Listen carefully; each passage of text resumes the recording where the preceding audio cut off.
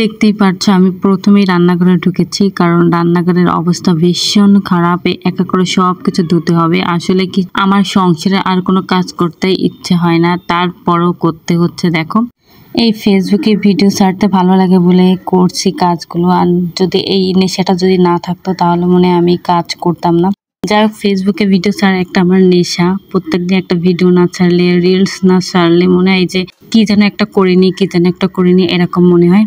তারপর আমার ঘর বাড়ি নোংরা থাকছে, যেহেতু আমার নানা মারা গিয়েছে। আমি এখানে শুধু দুপুরে রান্নাবান্না করে বিকালেই আমি নানাদের বাসায় চলে যাই, যে আবার রাত্রে চলে আসি। শুধু রাতটুকু এখানে থাকছি বর্তমানে আমার বাসায়, কিন্তু বিকাল হলে আমি নানাদের বাসায় চলে যাই। যেহেতু নানা মারা গিয়েছে, আমাদের নানা বাড়ির সব ঘরই কিরকম যেন ফাঁকা ফাঁকা লাগতেছে। যেহেতু মুরব্বী যদি বাসায় না থাকে, আসলে ঘর বাড়ি ফাঁকা ফাঁকা লাগে। মুরব্বী যার বাসায় নেই সে কোনোদিন মুরব্বীর মর্যাদা বুঝবে না এবং ভালোবাসা স্নেহ কোনো কিছুই বুঝবে না। দাদা নানি এগুলো না থাকলে আসলে ভালোবাসাটা বোঝা যায় না।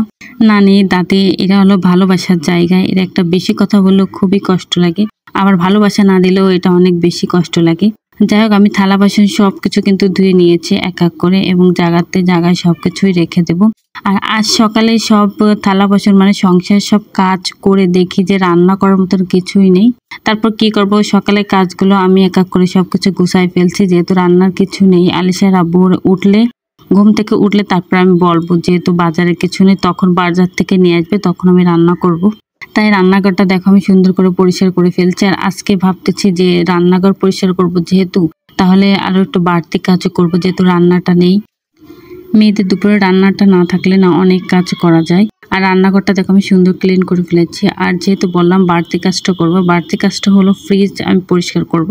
আর আমার একটা সমস্যা কি জানো, অল্প একটু তরকারি থাকলে ফ্রিজে ঢুকায় রাখার পর আবার আমি যে কাউকে এই তরকারিটা দেবো ভয়তেই দিই না, যেহেতু যদি দিই তাহলে বলবে যে খেয়ে পাইনি বলে তরকারিটা দিয়েছে। এর জন্য ফ্রিজে ভাবছে কি আমি খাবো করে ফ্রিজে ঢুকায় রাখি, আর খাওয়া হয় না।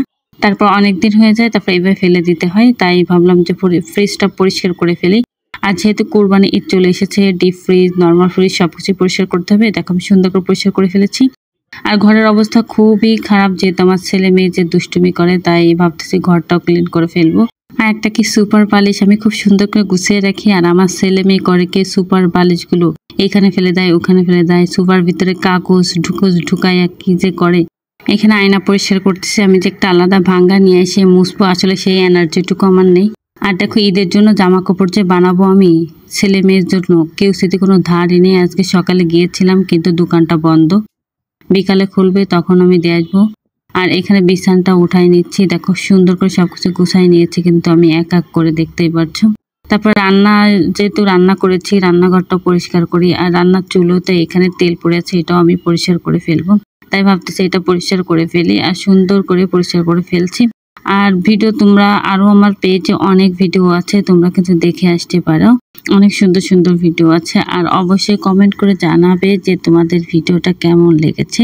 ভালো লাগলে তাহলে নতুন নতুন ভিডিও পেতে অবশ্যই ফলো বাটন অন করে রাখবে, তাহলে খুব সুন্দর সুন্দর ভিডিও পেয়ে যাবে এই আলিশা আমরিন পেজে। আর পেজটা ঘুরতে কিন্তু একদমই ভুলবে না, যেহেতু পেজে নতুন নতুন ভিডিও ছাড়ছি। আর ভিডিওটা এই পর্যন্তই থাকবে। আসসালামু আলাইকুম।